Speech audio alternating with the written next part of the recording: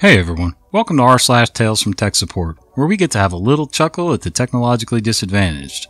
Like me. I'm Uncle Reddit, and have I got a story for you. Hey guys, sorry about missing my Monday video. Got caught up in a little bit of a kitchen remodel at home and just couldn't quite get my act together, but here we are Wednesday, back on track hopefully, and enjoy. When UPS won't deliver. Automation tale. I work on automation in a machine shop, which means my users are mostly salty old blue-collar dudes that hate computers. This story is not really about their mistakes, but mine. I had one machine that has internal PC-based controls on it, runs off 24 volts, and every once in a while the Windows install would be corrupted.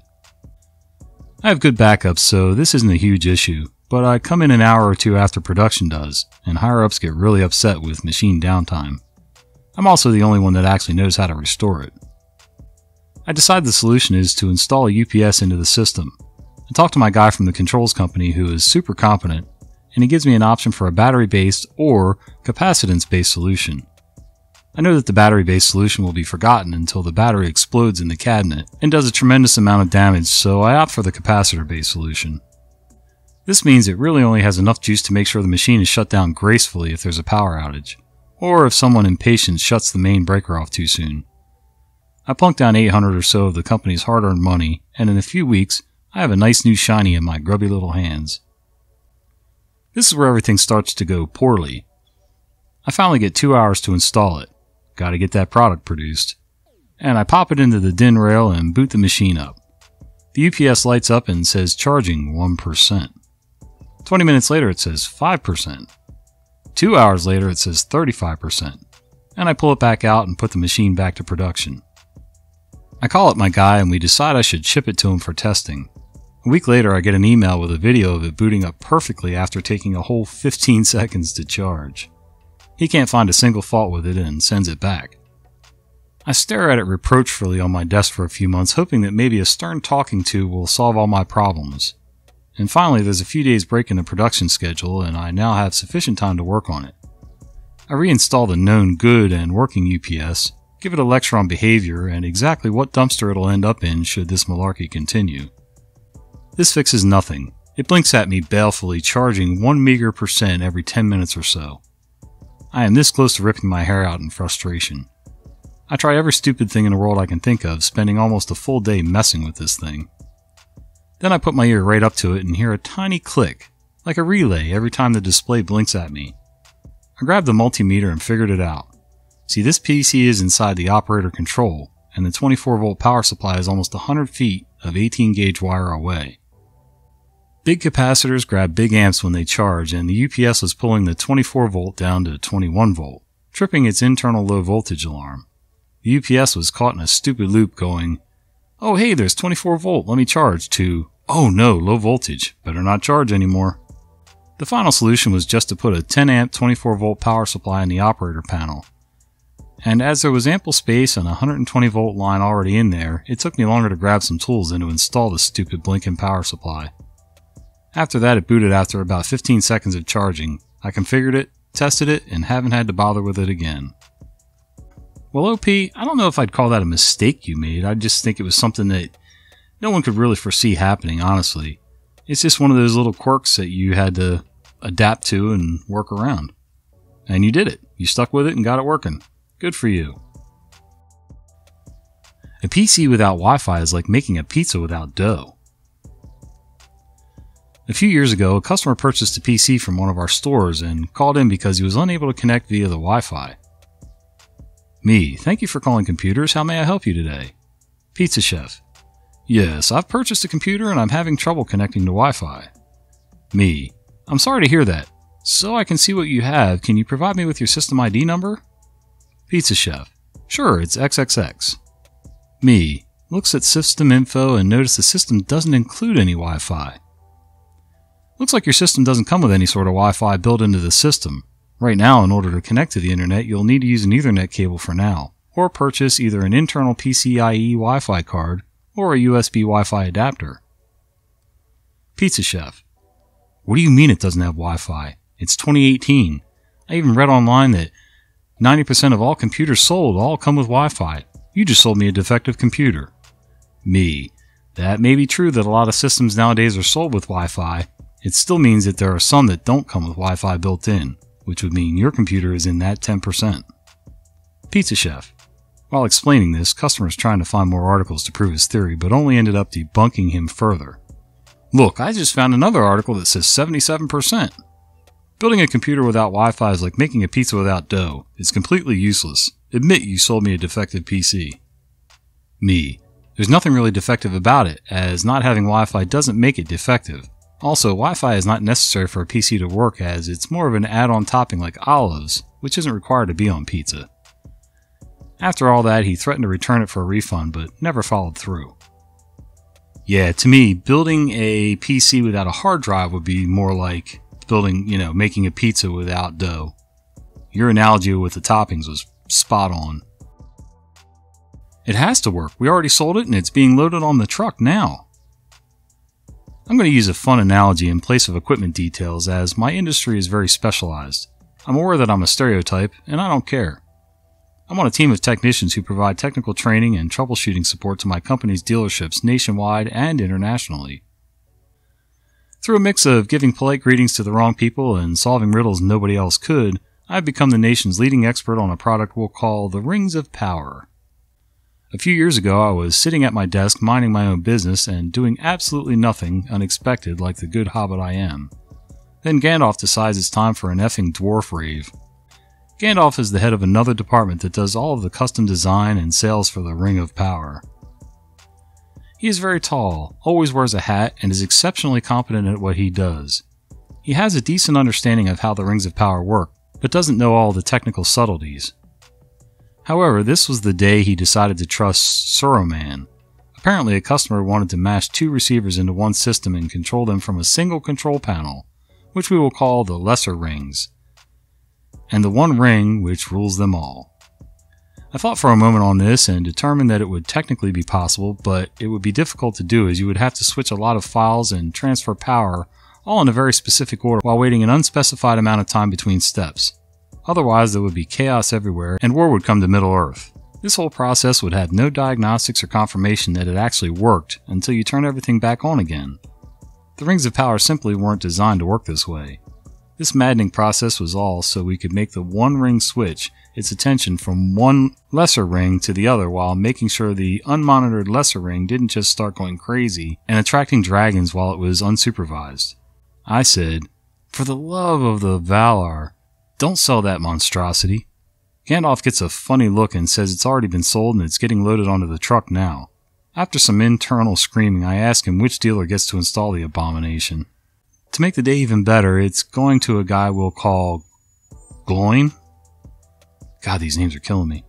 He's about as patient and easy to anger as any dwarf in an elven dungeon.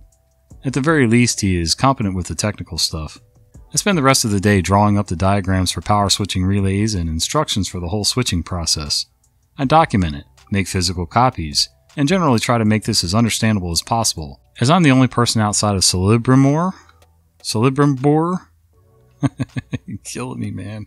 The original creator of the Rings of Power who can make this work. I sent it all to Gloin so he could finish the installation. This fix is pretty janky and is going to be a pain whenever troubleshooting time comes someday in the future. As you can expect, there were issues with the initial startup. They had to move a single wire and then it worked perfectly. Ha! Made you suspect the worst. The downside was that I now had to spend a few hours about once a month running the owner through the complicated switching procedure. My department isn't supposed to speak to end users at all, but I'm the only person east of the sea and west of the Lonely Mountain who knows how this thing works. This goes on for a few years before Sauron rises again and pitches the world into war. The lesser rings are no longer responding, the one ring. This didn't make a lot of sense as I had talked to the owner a few days before for another operation lesson. It had still been working flawlessly. Sure enough, the Ring of Power wasn't able to bend its full will on the lesser rings individually anymore. So I call up Gimli, the son of Gloin, to go check things out. Gimli doesn't have the technical expertise of his father, but he is still fairly competent.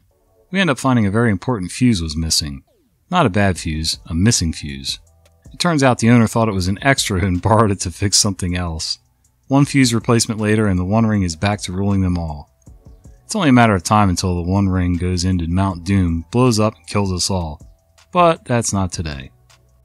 And I'm almost ashamed to say this, but I'm not a Lord of the Rings type guy, so I'm going to let one of you guys decipher this in the comments down below. Large company has speaker issues. Solved in 5 seconds. Nice short story from me today. Obligatory mobile format notification. I work in a tech repair store which mainly focuses on businesses as our primary clients. I had a client come in a few months ago with their laptop and a 2.1 external speaker system. They were having blue screen issues which stemmed from that Windows update a few months ago. That was an easy fix.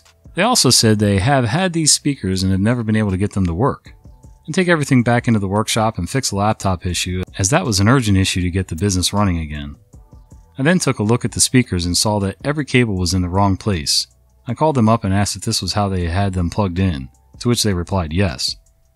I told them that I had fixed all their issues and they could pick up their laptop and speakers. The client arrived and I turned on their computer to show them that it was working, before opening up YouTube and going to a random video for the explanation as to why their speakers wouldn't work. I removed the subwoofer cable from the headphone jack in the speakers, plugged it into the headphone jack of the computer, and plugged the speakers into the subwoofer. Sound started blasting from the speakers. Whoops, I forgot to turn it down before showing them. It took them a second to process what happened, but we all had a great laugh when they realized the speakers they have had for years didn't work because someone placed all the cables in the wrong sockets. Also, it turned out that the tech guys in their store was the one who put it together and couldn't figure out why it didn't work, so gave up on them and threw them into a cupboard. So let me get this straight. The tech guy wired the speakers together in the wrong configuration and couldn't figure out what went wrong? Did he even go back to look at the paperwork? Anything? Can he really call himself a tech guy if he couldn't figure that out? Restore from /TMP? I used to work for a university in the computer science department as a sysadmin. We provided enterprise-level storage for users' home directories and other data as required. We used a common Linux image for all of our supported desktops, which mounted home directories via NFS. We explained repeatedly that we did not back up desktop disks unless specially requested. This worked very well as users could recover files deleted accidentally using snapshots, and could access files from any desktop. Users could not save data to the local hard drive unless we gave them access. We had a lot of money tied up in the file server and we wanted folks to use it. Of course, folks could save to /TMP, and so our story begins. One afternoon, I'm walking down a hallway after we had an unscheduled power outage. The campus infrastructure was a bit long in the tooth, so this would happen from time to time. A student approached me and said that she was worried she had lost some data due to the outage. I launched into my very well-rehearsed spiel about how her data was protected. The file server was on a UPS. Everything should be there. She then tells me no, her files were in /TMP on her desktop, and since we back up everything, she just needs me to restore it. Now, on most Linux distros, /TMP is cleared at every boot, and this was the case with us. I thought she was kidding me and started to laugh. Right, we back up /TMP on 200 desktops. Why would we do that? Then I see she's looking sick, like she's going to toss her cookies. I quickly put on my serious, how can I help you face. Some quick questioning and it turns out she had been saving project files in TMP for the entire semester. As gently as I can, I explain her files are gone, and try to find out why on earth she thought this is a good place to save important files. I talked to her advisor to try to find out if someone was handing out bad information, like we back up everything on every desktop hard drive. He just rolled his eyes and said she would have time to redo the work. I felt kind of bad for her, but she was a graduate student in computer science. I sort of thought she should know better. Yeah, she definitely should have known better, and I'm quite sure it was explained to her what should happen and why they should do it.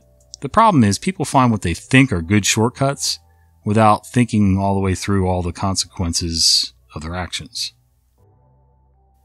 Is a Kraken in the budget? Like a few people in this sub, I'm not actually tech support, but de facto support because I can plug a USB in first time. Okay, I lie. No one can do that. And because I know enough to get myself into trouble and some fancy Google search terms to get myself out of trouble. I don't actually have a budget for IT equipment, but I can pretty much buy what I need, and occasionally want, if I have reasonable justification for it. I just need the owner to sign off on it. And to be fair, he rarely says no because he knows I do things on as small a cost as possible.